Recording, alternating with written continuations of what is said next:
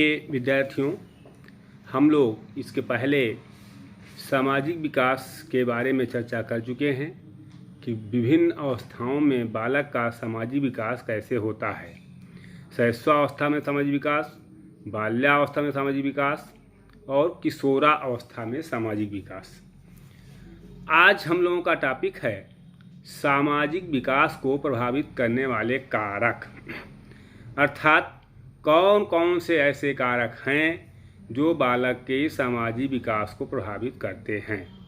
बालक के शारीरिक, मानसिक तथा संवेगात्मक विकास का उसके सामाजिक विकास से घनिष्ठ संबंध है। विकास के सभी पक्ष, वो चाहे शारीरिक, मानसिक, बौद्धिक, नैतिक, चारित्रिक, सभी पक्ष एक दूसरे को प्रभावित करते हैं। सभी पक्षों के संतुलित विकास से ही व्यक्तित्व का सर्वांगीण विकास होता है। इसी विचार से व्यक्ति के सम्यक विकास के लिए व्यक्तिकरण और सामाजिकरण दोनों की आवश्यकता होती है, क्योंकि व्यक्ति और समाज दोनों एक दूसरे के पूरक हैं। हम लोग इस पर चर्चा किए हैं, जानते हैं कि व्यक्ति से परिवार, परिवार से समाज और समाज से राष्ट्र का निर्माण होता है। तो ऐसी स्थिति में व्यक्ति और समाज दोनों एक दूसरे के पूरक हैं। इसलिए व्यक्ति की उन्नति के लिए सामाजिक भावना का विकास अति आवश्यक है। बालक के सामाजिक विकास को प्रभावित करने वाले कारकों का उल्लेख करते हुए स्किनर व हैरीमैन ने इस प्रकार से किया है कि वातावरण और संगठित सामाजिक साधनों के कुछ ऐसे विशेष कारक हैं जिनका बालक के सामाजिक विकास की दशा पर निश्चित तौर पर विशिष्ट प्रभाव पड़ता है। सामाजिक विकास को प्रभावित करने वाले कुछ कारक निम्नलिखित हैं, जिनमें सबसे पहला है वंशानुक्रम। हम लोग इस पर चर्चा किए हैं कि बालक के विकास को प्रभावित करने वाले कुछ ऐसे कारक होते हैं जो सार्वकालिक एवं सार्वभौमिक होते हैं। वह कारक बालक के हर तरह के विकास को प्रभावित करते हैं, वो चाहे शारीरिक विकास हो, मानसिक विकास हो, बौद्धिक विकास हो, नैतिक विकास हो, चारित्रिक विकास हो, किसी संवेगात्मक विकास हो, कोई भी विकास हो। तो उसमें एक वंशानुक्रम भी है जो बालक के शारीरिक सामाजिक विकास को प्रभावित करता है। यद्यपि वंशानुक्रम प्रभावित तो करता है, लेकिन सामाजिक विकास में इसकी बहुत ज़्यादा इम्पोर्टेंस नहीं होता है वंशानुक्रम का। बालक के सामाजिक विकास को प्रभावित करने वाले कारकों में वंशानुक्रम का प्रभाव पड़ता है। कुछ मनोवैज्ञानिकों का मत है कि बालक के सामाजिक विकास पर वंशानुक्रम का कुछ सीमा तक प्रभाव पड़ता है, क्योंकि शिशु की प्रथम मुस्कान या उसका कोई विशिष्ट व्यवहार वंशानुक्रम से उत्पन्न होने वाला हो सकता है। अब हम लोग इस पर चर्चा भी कर चुके हैं। हम लोग जानते हैं कि बालक का जो 1/2 माता से 1/2 पिता से मिलता है, तो 1/2 जो माता से मिलता है उसमें 1/4 नाना से 1/4 नानी से 1/4 जो नाना से मिलता है, 1/8 पर नाना, 1/8 पर नानी। ऐसे ही 1/2 जो पिता से मिलता है उसमें 1/2 दादा, 1/2 दादी, 1/4 पर दादा, 1/8 पर दादा, 1/8 पर दादी। मैंने इस तरह से पारिवारिक गुणों का हस्तांतरण होता रहता है।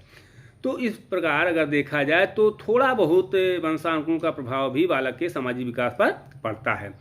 दूसरा कारक है शारीरिक व मानसिक विकास। निश्चित तौर पर जिस बालक का शारीरिक विकास बेहतर होता है, अच्छा होता है, और जो बालक इंटेलिजेंट होते हैं उनसे हर बालक मित्रता करना चाहता है, उनके साथ रहना चाहता है, उठना बैठना चाहता है। तो ये स्वाभाविक प्रक्रिया है एक कि जो बालक शारीरिक रूप से स्वस्थ होगा, जो बालक मानसिक रूप से स्ट्रांग होगा, उसका सामाजिक विकास बढ़िया होगा। शारीरिक व मानसिक विकास के साथ साथ सामाजिक विकास भी होता रहता है। स्वस्थ और अधिक विकसित मस्तिष्क वाले बालकों का सामाजिक विकास अस्वस्थ और कम विकसित मस्तिष्क वाले बालकों की अपेक्षा अधिक होता है। सोरेंस्क ने लिखा है कि जिस प्रकार उत्तम शारीरिक एवं मानसिक विकास साधारणता सामाजिक परिपक्वता में योग देता है, उसी प्रकार शारीरिक एवं मानसिक उसी प्रकार कम शारीरिक एवं मानसिक विकास बालक की सामाजिकता की गति को मंद कर देता है। यानी अगर शारीरिक और मानसिक विकास अच्छा नहीं है तो निश्चित तौर पर उसका सामाजिक विकास कुंठित होता है। अगला है संवेगात्मक विकास। संवेग के बारे में हम लोग चर्चा कर चुके हैं। संवेग का उदय कैसे होता है, संवेग कितने प्रकार के होते हैं, कौन कौन से संवेगों का अस्थायी भाव क्या होता है, इन सब पर हम चर्चा किए हैं। एक सीधी सी बात आप ये मान लीजिए कि जो बालक क्रोधी होते हैं, ईर्ष्यालु होते हैं, उन बालकों के साथ लोग या दूसरे विद्यार्थी ज़्यादा समय नहीं रहना चाहते हैं, बल्कि ऐसे बालक जो स्नेही होते हैं, जो लोगों का सहयोग करते हैं, उनके साथ रहना चाहते हैं। तो इस प्रकार से बालक के सामाजिक विकास का एक महत्वपूर्ण आधार उसका संवेगात्मक विकास होता है। क्रोध व ईर्ष्या करने वाला बालक दूसरे की घृणा का पात्र बनता है, जबकि उसके विपरीत प्रेम, स्नेह एवं विनोद से परिपूर्ण बालक सभी को अपनी ओर आकर्षित करता है। ऐसी स्थिति में दोनों बालकों के सामाजिक विकास में अंतर होना स्वाभाविक है। क्रो ने कहा है कि संवेगात्मक और सामाजिक विकास साथ साथ चलते हैं। हम लोग इस पर चर्चा की है कि सारे विकास लगभग साथ साथ चलते रहते हैं। अब जो महत्वपूर्ण पॉइंट आता है बालक के शारीरिक विकास में, वो है परिवार। आप जानते हैं परिवार बालक की प्रथम पाठशाला है। सबसे छोटा, सबसे पहला एवं मूलभूत सामाजिक समूह है। ये बालक की शिक्षा का अनौपचारिक अभिकरण है तथा माताएं प्रथम शिक्षिकाएं होती हैं। बालक के जीवन में सामाजिकरण की प्रक्रिया घर से ही प्रारंभ होती है। घर का वातावरण, संस्कृति, माता पिता तथा अन्य सदस्यों का आचरण, व्यवहार,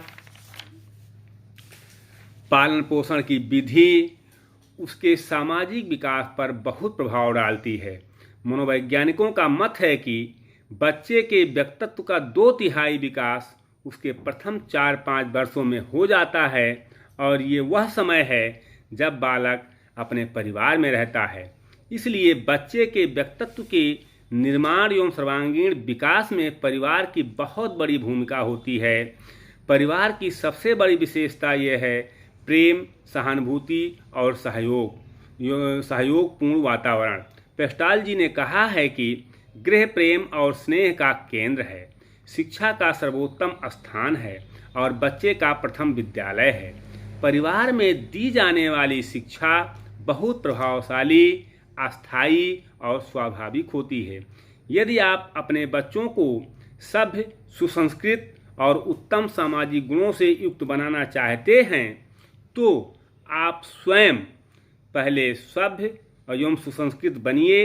बच्चे आपका अनुकरण कर सभ्य, सुसंस्कृत एवं उत्तम सामाजिक गुणों से युक्त बन जाएंगे। आप इस बात को जान रहे हैं, हम लोग भी जान रहे हैं, सब लोग जानते हैं कि बच्चे अनुकरण द्वारा सीखते हैं। अगर परिवार के लोग सही हैं, उनका आचरण सही है, वह सामाजिक है, तो बच्चे भी सामाजिक बन जाएंगे। किंतु आज नैतिकता और चरित्र का तो देश भर से लोप होते जा रहे हैं, तब परिवारों में इनके दर्शन कैसे होंगे। पारिवारिक जीवन में धार्मिक संस्कार भी बच्चे में सामाजिक गुणों का विकास करते हैं। इस प्रकार परिवार का वातावरण बच्चों के सामाजिक विकास में महत्वपूर्ण योगदान देता है। क्रो ने लिखा है कि बालक का विश्वास होता है कि यदि वह बड़े लोगों की भांति व्यवहार नहीं करेगा तो वह किसी न किसी प्रकार के उपहास का लक्ष्य बनेगा। यदि परिवार में बालक की उपेक्षा की जाती है तो वह विद्रोही भावनाओं को लेकर के समाज विरोधी गतिविधियों में संलग्न हो जाता है और समाज विरोधी कार्य करने लगता है, जो कि बाल अपराधी के रूप में समाज के लिए समस्या बन जाते हैं। इस प्रकार परिवार बालक के सामाजिक विकास को प्रभावित करने वाला सबसे महत्वपूर्ण तत्व है। परिवार की सामाजिक और आर्थिक स्थिति भी बालक के सामाजिक विकास को प्रभावित करती है। कहा गया है, mother is the first teacher, father is the best guide and home is the first training school of child, यानी परिवार का जैसा वातावरण होगा वैसा ही बालक का सामाजिक विकास होगा। इसलिए परिवार बालक के सामाजिक विकास का एक सबसे महत्वपूर्ण कारक है। जो दूसरा कारण है परिवार के सामाजिक विकास को प्रभावित करने का, वो है, अगला कारण है, वो है विद्यालय। यानी परिवार के बाद विद्यालय ही एक ऐसा स्थान है जहाँ बालक अधिक समय देता है, जहाँ से बालक के विकास की अपेक्षा की जाती है, जहाँ से बालक के उत्तम चारित्रिक गुणों के निर्माण की अपेक्षा की जाती है। समाज ने विद्यालयों की स्थापना कर दी, विद्यालय में अध्यापक नियुक्त कर दिए और अपने बच्चों को विद्यालय को सौंप दिया उनका सर्वांगीण विकास करने के लिए। इस दृष्टि से बालक के सामाजिक विकास के दृष्टिकोण से परिवार के बाद विद्यालय का स्थान सबसे अधिक महत्वपूर्ण है। विद्यालय ही वह स्थान है जहाँ पर बालकों को विचार और तर्क करने के लिए उचित पथ प्रदर्शन प्राप्त होता है, जहाँ पर बालकों के सामाजिक गुणों का विकास होने के साथ साथ सांस्कृतिक एवं आध्यात्मिक गुणों को प्रकट करने का अवसर मिलता है और जहाँ समाज कल्याण से संबंधित प्रश्नों और उनके समाधान पर विचार किया जाता है। इसीलिए जॉन डीवी ने कहा है कि विद्यालय सामाजिक अनुभवों की प्रयोगशाला है जहां बालक आपस में रहना सीखते हैं। विद्यालय एक ऐसी संस्था है जहां बालकों को विभिन्न क्रियाकलापों के माध्यम से सामाजिक अनुभवों को प्राप्त करने का अवसर प्राप्त होता है। प्रयोजनवादी विद्यालय में सामाजिक वातावरण उपस्थित करने पर बल देते हैं जहां बालक उद्देश्यपूर्ण सामाजिक क्रियाओं में भाग लेकर स्वयं के अनुभव से ज्ञान प्राप्त करता है और सामाजिक जीवन की व्यावहारिक समस्याओं को सुलझाता है। विद्यालय में ही बालकों को लोकतांत्रिक आचरण की शिक्षा प्राप्त होती है। विद्यालय के जनतंत्रीय वातावरण में बालक का समाजीकरण या सामाजिक विकास स्वस्थ एवं उत्तम रूप से होता है। किंतु यदि विद्यालय का वातावरण निरंकुश हो अर्थात दंड और दमनात्मक नीति पर आधारित हो तो बालक का सामाजिक विकास स्वाभाविक रूप से स्वस्थ दिशा में नहीं होता है और बालक कुंठित हो जाता है। विद्यालय में बालक का मनुष्य के रूप में निर्माण होता है और उस निर्माण में समाज की भागीदारी होती है। अर्थात विद्यालय और समाज एक दूसरे के पूरक हैं। विद्यालय प्रकाश गृह है जहाँ पर समाज की वायु आती है और विद्यालय के दरवाजे और खिड़कियों से परिष्कृत होकर पुनः समाज में लौट जाती है और समाज को प्रकाशित करती है। इसलिए जॉन ड्यूबी ने कहा है कि विद्यालय को समाज का यथार्थ प्रतिनिधि होना चाहिए। कभी कभी ये प्रश्न आता है, एक छोटा सा प्रश्न के लिए सिंगल प्रश्न पूछ लिया जाता है कि विद्यालय समाज का लघु रूप है, इस कथन की पुष्टि कीजिए। आप कैसे पुष्टि कीजिएगा कि विद्यालय समाज का लघु रूप है? यानी समाज के विभिन्न वर्गों से बच्चे विद्यालय में पढ़ने के लिए आते हैं, इसलिए समाज के विभिन्न वर्गों के आचरण, उनका रहन सहन, उनका विचार आचार सब कुछ आपको विद्यालय से पता चल जाता है। रविन्द्रनाथ टैगोर ने क्या कहा है? रविन्द्रनाथ टैगोर का कथन है कि a good education is not possible children unless good ideal govern the society. अच्छी शिक्षा बालक को तब तक नहीं दी जा सकती है जब तक अच्छे आदर्श समाज को शासित नहीं करते। विद्यालय का वातावरण इस प्रकार का हो जहां बालक परिवार के सदस्य के रूप में रहना सीखे और स्नेह, सहयोग, सहानुभूति, त्याग और बलिदान आदि गुणों से पूर्ण होकर सच्चे नागरिक बने और समाज के विकास में अपना योगदान दें। जब तक विद्यालय अपने कार्यों से बालकों में इन गुणों का विकास नहीं कर पाएगा तब तक निसंदेह ये कहा जा सकता है कि विद्यालय अपने कार्यों का सही ढंग से संचालन नहीं कर पा रहे हैं। इस संबंध में मार्ट एवं बिसेंट ने कहा है कि विद्यालय को अपने सामाजिक आधार की अवहेलना नहीं करनी चाहिए क्योंकि विद्यालय की सारी हस्ती समाज की दी हुई है और बालक समाज का सदस्य है। ऐसी स्थिति में यदि विद्यालय समाज की अवहेलना करता है तो वो अपराधी है। कहने का आशय ये है कि विद्यालय को सामाजिक गतिविधियों का संचालन करना चाहिए और बालक को एक कुशल सामाजिक कार्यकर्ता बनाना चाहिए। बालक का कुशल सामाजिक विकास करना चाहिए।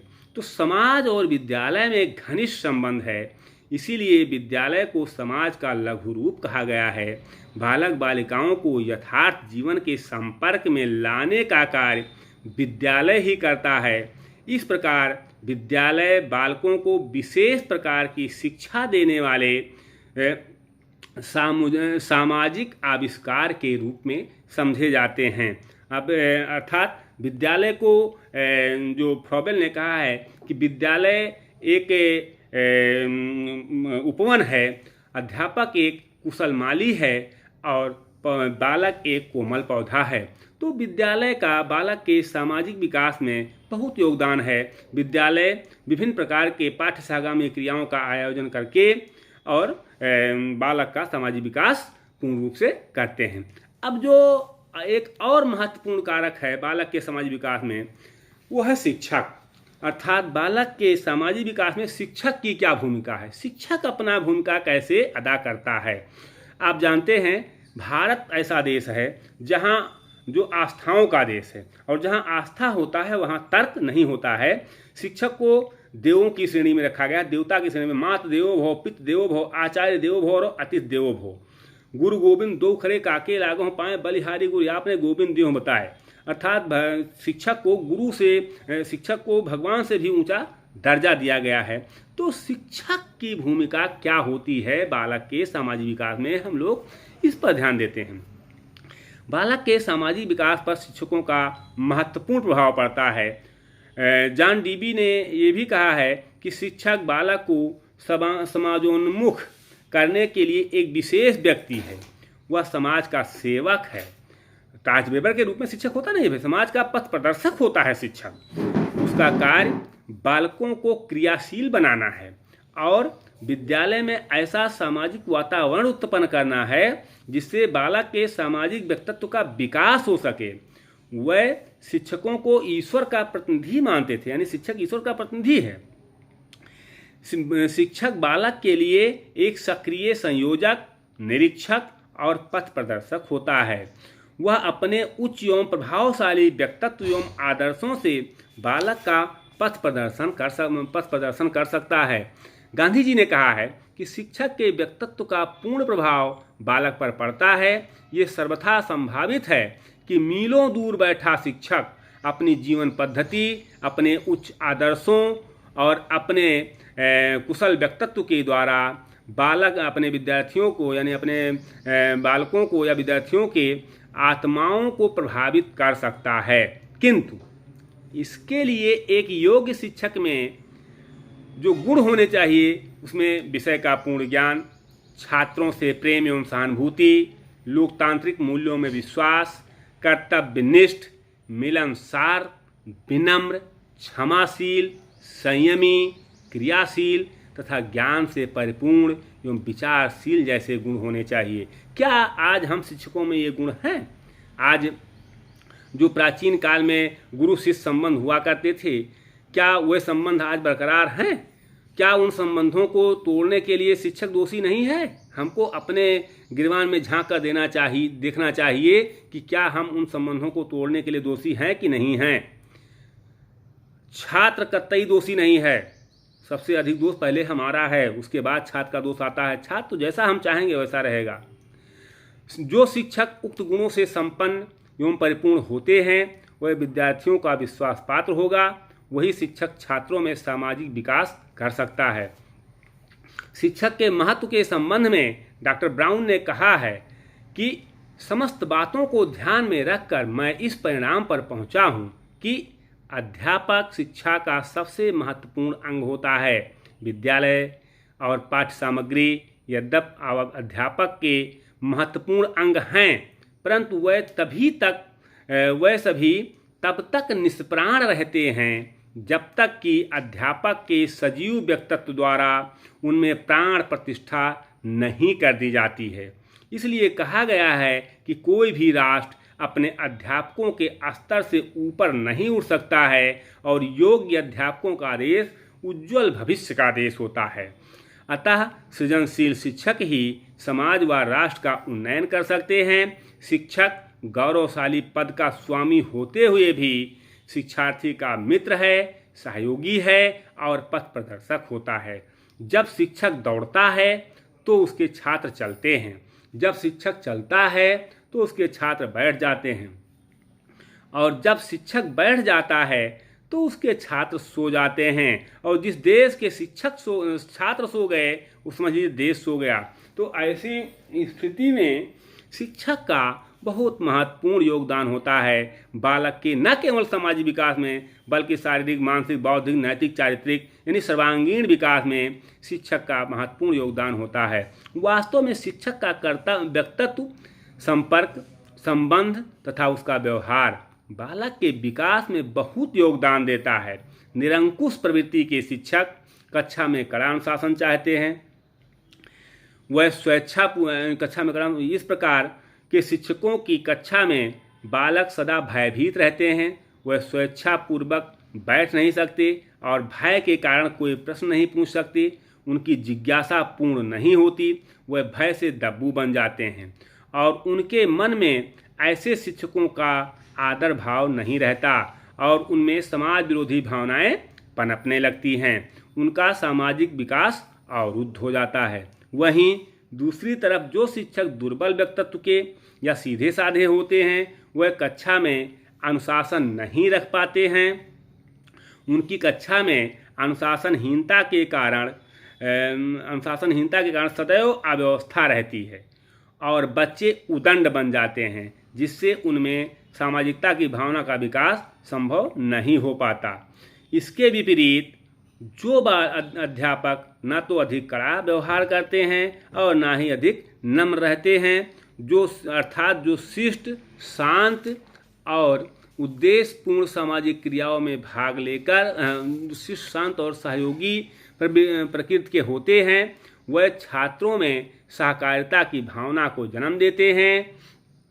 छात्र उनका बहुत सम्मान भी करते हैं और उनका परस्पर व्यवहार मित्रों जैसा होता है। इस प्रकार का गुरु शिष्य संबंध निश्चित रूप से बालक के सामाजिक विकास पर प्रभाव डालता है। आप जानते हैं, आप इस बात को पता है कि जो अनुशासन स्थापित करने की बात अगर आई तो अनुशासन 3 तरह का होता है। पहला है दमनात्मक, दूसरा है मुक्तात्मक, तीसरा है प्रभावात्मक। तो दमनात्मक अनुशासन आप स्थापित कर नहीं सकते हैं, दंड आप दे नहीं सकते हैं बच्चों को। मुक्तात्मक अनुशासन आप करेंगे तो बच्चा एकदम मुक्त हो जाएगा, कोई मतलब नहीं रहेगा, अनुशासन समाप्त हो जाएगा।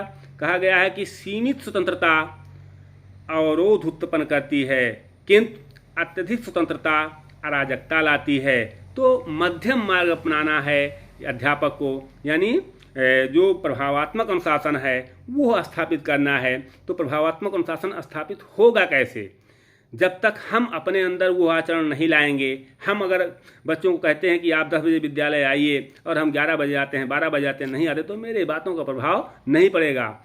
आज कमोबेश स्थिति यही है कि अध्यापक अपने अध्यापन कार्य को छोड़ के बाकी सारे कार्यों में संलग्न रहना चाहता है। सभी कार्य वो करता है, खाली अध्यापन कार्य नहीं करता है। रिपोर्ट आती है यूनेस्को की कि हिंदुस्तान का 45% अध्यापक केजी से पीजी तक जोड़ के वो विद्यालय नहीं जाता है, और जो जाते हैं वो जो है उस दिन 45% उसका शिक्षण कार्य नहीं करते हैं। कहने का आशय ये है कि आज जो हमारी देश की स्थिति है अध्यापकों के कारण, उसमें 2 भी कारण हो सकता है, अध्यापक की कमी और अध्यापकों की जो है अपनी कमी और अध्यापकों की संख्या में कमी। संख्या में कमी तो सरकार जिम्मेदार है, लेकिन अपनी भी हमारी कमी है, जो है वो भी नहीं कर रहे हैं। कहने का आशय ये है कि आज प्राथमिक शिक्षा की नींव कमजोर है, माध्यमिक शिक्षा की दीवारें जर्जर दिखाई दे रही हैं और उच्च शिक्षा के कंगूरे बेदम दिखाई दे रहे हैं। ये हम अध्यापकों को समझना होगा कि हम कैसे इसको प्रभावशाली बनाएं। जैसा कि स्ट्रैंग ने कहा है कि वास्तविक सामाजिक ग्रहणशीलता और योग्यता वाले शिक्षकों से दैनिक संपर्क बालक के सामाजिक विकास में अच्छा योगदान देता है। इसके अतिरिक्त अगला एक जो बिंदु है वो है खेल कूद। खेल कूद भी बालक के सामाजिक विकास में विशेष स्थान है, खेलकूद का महत्वपूर्ण स्थान है। खेल द्वारा बालक अपनी सामाजिक प्रवृत्तियों और सामाजिक व्यवहार का प्रदर्शन करता है, जिससे उनमें उन सामाजिक गुणों का विकास होता है जिनकी उसको आजीवन आवश्यकता रहती है। अतः खेल के अभाव में बालक का सामाजिक विकास अवरुद्ध होना स्वाभाविक है। स्किनर व हरीमैन ने लिखा है कि खेल का मैदान बालक का निर्माण स्थल है, यानी वहाँ बालक का निर्माण होता है। यहाँ उसे प्रदान किए जाने वाले सामाजिक और यांत्रिक उपकरण उसके सामाजिक विकास को निश्चित करने में सहायता देते हैं। खेल द्वारा उसमें सहयोग, सामंजस्य, सहिष्णुता, नेतृत्व, आज्ञाकारिता तथा उत्तरदायित्व आदि सामाजिक गुणों का विकास होता है। और अगला पॉइंट है समूह और टोली। हम लोगों को पता है, हम लोग चर्चा किए हैं कि बालक किसी न किसी समूह का सदस्य होता है, किसी न किसी टोली का सदस्य होता है, तो उस समूह का भी बालक के सामाजिक विकास पर निश्चित तौर पर प्रभाव पड़ता है। समूह या टोली के सदस्य के रूप में बालक इतना व्यवहार कुशल हो जाता है कि समाज में प्रवेश करने के बाद उसे किसी प्रकार की कठिनाई का अनुभव नहीं होता। हर्लॉक का कथन है कि समूह के प्रभावों के कारण बालक सामाजिक व्यवहार का ऐसा महत्वपूर्ण प्रशिक्षण प्राप्त करता है जैसा प्रौढ़ समाज द्वारा निर्धारित की गई दशाओं में उतनी सफलता से प्राप्त नहीं किया जा सकता है। इसके अतिरिक्त यानी समूह टोली के अतिरिक्त भी बालक के सामाजिक विकास को प्रभावित करने में अन्य कारक जो हैं, उन अन्य कारकों में जैसे रेडियो है, सिनेमा है, समाचार पत्र पत्रिकाएं हैं, कैंप है, जीवन शैली है, संस्कृति है, पत्र पत्रिकाएं हैं आदि अनेक ऐसे तमाम कारक हैं जो बालक के सामाजिक विकास को प्रभावित करते हैं। अब इसमें अगर आप देखें तो सामाजिक विकास को प्रभावित करने में जो महत्वपूर्ण कारक, जैसे आपका मान लीजिए परिवार है, आपका विद्यालय है, आपका शिक्षक है, खेलकूद है, समूह टोली है, संवेगात्मक विकास है, ये सारी चीज़ें बालक के सामाजिक विकास को प्रभावित करती हैं। लेकिन इन सब में जो तीन मुख्य बिंदु हैं, परिवार, विद्यालय और ये जो है शिक्षक, परिवार के बाद विद्यालय, अब विद्यालय और शिक्षक दोनों एक दूसरे के पूरक हैं। भाई विद्यालय क्या है? विद्यालय एक कोई रेलवे प्लेटफार्म नहीं है जहां अनिच्छुक व्यक्तियों की भीड़ जमा होती है। विद्यालय एक ऐसा सुसंगठित और ऐसा सुसज्जित वातावरण निर्माण करने वाला स्थल है जहां बालक को विश्वास होता है, जहां अभिभावक को विश्वास होता है और वो अपने बच्चे के सर्वांगीण विकास के लिए विद्यालयों में प्रवेश दिलाता है। तो विद्यालय और अध्यापक, विद्यालयों का वातावरण कैसे खुशनुमा हो, कैसे अच्छा हो, विद्यालयों में किस तरह से पाठ्य सहगामी क्रियाएं, पहले इसको पाठ्येतर क्रियाएं कही जाती थी, मैंने पाठ के अतिरिक्त, लेकिन अब इसको पाठ्य सहगामी क्रियाओं के रूप में समाहित किया गया है। खेलकूद हुआ, एनसीसी हुआ, सांस्कृतिक कार्यक्रम हुआ, तमाम ऐसे प्रोग्राम हैं। हमारे यहाँ बीएड में तो तमाम तरह के फील्ड वर्क दिए गए हैं जिनको करवाना हम लोगों के लिए मस्ट है। तो नहीं करवाएंगे तो वो जब शिक्षक की ट्रेनिंग लेकर के जा रहे हैं तो वो शिक्षक बन के जाएंगे तो कैसे अपने विद्यार्थियों में इन सामाजिक गुणों का, इन मानवीय गुणों का विकास करेंगे। तो शिक्षक जो होता है वो प्राण प्रतिष्ठा करता है विद्यार्थियों में। शिक्षक का अनुकरण बालक ज़्यादा करते हैं। आप ये कल्पना कीजिए कि आप अपने बच्चे का प्रवेश दिला देते हैं विद्यालय में, छोटा बच्चा है, आप उसके रहन सहन, खाने पीने की व्यवस्था, फीस सब कुछ आप देते हैं, सारा व्यवस्था आप करते हैं, लेकिन अगर शिक्षक कुछ गलत पढ़ा देता है और घर पर आप कहते हैं कि ये बच्चा पढ़ रहा है, वो कहते हैं ये नहीं ये होगा, तो कहता है नहीं मेरी मैम ने कहा ये सही है, पापा या मम्मी आप गलत हो सकते हैं, मेरी मैम ने कहा यही सही है, वो आप सही नहीं। इतना विश्वास हो जाता है शिक्षक के प्रति। तो हम शिक्षकों का ये दायित्व है कि हम उस विश्वास को बनाए रखें। समाज के द्वारा जो विश्वास है, आज देश में आदर्श रिक्तता, ज्ञान शून्यता, चरित्रहीनता, भ्रष्टाचार का जो बोलबाला है, उसके उस बीच में भी अध्यापकों का जो अपना एक स्तर है, अध्यापकों का अपना जो एक स्थान है, उस स्थान को बनाए रखना हम समस्त अध्यापकों का दायित्व है। अगर अध्यापक नहीं चाहेगा तो कोई भी राष्ट्र आगे नहीं बढ़ सकता है। योग्य अध्यापकों का देश उज्जवल भविष्य का देश होता है। आपने पढ़ा होगा, चाणक्य ने भी यही कहा है कि अध्यापक सामान्य नहीं होते हैं, अध्यापक की गोद में प्रलय एवं सृजन दोनों खेलते हैं। यानी जब बालक अध्यापक के संपर्क में आता है, हमारे संपर्क में आता है, तो अध्यापक जैसा चाहेगा वैसा उसको बना देगा। विद्यालय का वातावरण जैसा होगा अध्यापक वैसा बन जाएगा, बालक वैसा बन जाएगा। और विद्यालय का वातावरण बनाने का दायित्व किसका है? अध्यापकों का है। Teacher is a creature of learning situation. अध्यापक शैक्षिक परिस्थितियों का निर्माता होता है। अध्यापक ही वो व्यक्ति है जो बालक को अपने विचारों से, अपने पर्सनालिटी से, अपने व्यक्तित्व से, अपने कार्यों से, अपने व्यवहार से प्रभावित कर सकता है। अध्यापक का धन उसके द्वारा बैंक में जमा पूंजी से नहीं उसका आकलन किया जाता है। अध्यापक का धन जो उसने अपने विद्यार्थियों के मस्तिष्क में अंकित किया है, उससे आकलन किया जाता है कि अध्यापक कितना धनी है। बिना धन का भी धनी होता है अध्यापक। अब और आज के परिवेश में जब विश्व 21वीं सदी में प्रवेश करने को है, तब आप जो अध्यापक है वो व्यक्ति सौभाग्यशाली है। और उससे ज़्यादा सौभाग्यशाली वो है जो भारत जैसे देश में अध्यापक है या अध्यापक बन रहा है, जहाँ पर राजा और रंक ने अध्यापकों को सम्मान करने में, अध्यापकों को प्रतिष्ठा देने में होड़ मचा रखी है।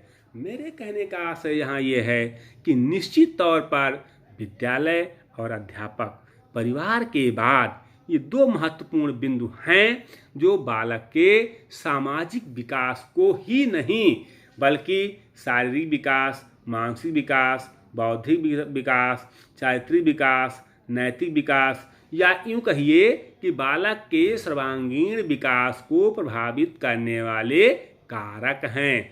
अध्यापक का बहुत बड़ा योगदान होता है बालक के सर्वांगीण विकास में। तो हम केवल इतना आप लोगों से कहेंगे कि आप लोग शिक्षक हैं, बीएड के विद्यार्थी जो प्रशिक्षण आप प्राप्त कर रहे हैं, प्रशिक्षण प्राप्त करके आप किसी विद्यालय में जाएंगे और वहाँ पर आपको मध्यम मार्गीय मार्ग अपनाना है जो प्रभावात्मक अनुशासन है।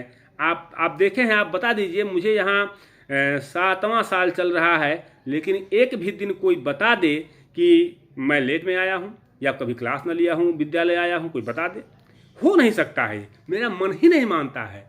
मेरा अगर क्लास नहीं लेते हैं तो मेरे अंदर पता लगता है कि मैं बहुत बड़ा अपराध कर रहा हूँ। कहने का आशय यहाँ ये है कि जब तक आत्मा में आपके ये बात नहीं आएगी तब तक आप घोड़े को तालाब तक ले जा सकते हैं, लेकिन ज़बरदस्ती पानी नहीं पिला सकते हैं। वही स्थिति अध्यापकों के साथ है। आज अध्यापक अपने कार्यों से विमुख हो गया है और मेरा तो अपना मानना ये है कि विद्यालय, महाविद्यालय और विश्वविद्यालयों में जो अराजकता फैली हुई है, जो अनुशासनहीनता छात्रों को द्वारा फैलाया जा रहा है, उसको शासन प्रशासन कितना भी ताकत लगा ले, कितना भी फोर्स लगा दे, कितनी भी शक्ति लगा दे, दूर नहीं कर सकता है। लेकिन अगर अध्यापक चाह ले तो सारी समस्याओं का समाधान हो जाएगा।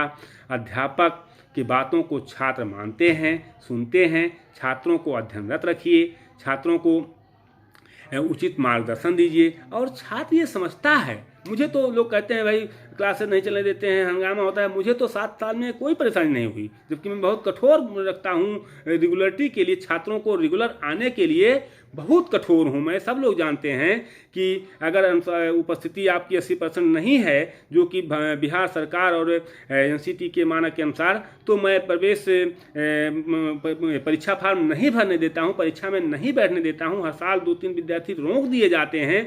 उसके लिए मुझे बहुत कठिनाइयों का सामना करना पड़ता है। लेकिन हमारा महाविद्यालय परिवार और हमारा विभागीय परिवार इस बात में पूर्णतः साथ देता है कि नहीं, अनुशासन के साथ कोई समझौता नहीं किया जाएगा और हमको योग्य अध्यापक बना करके निकालना है।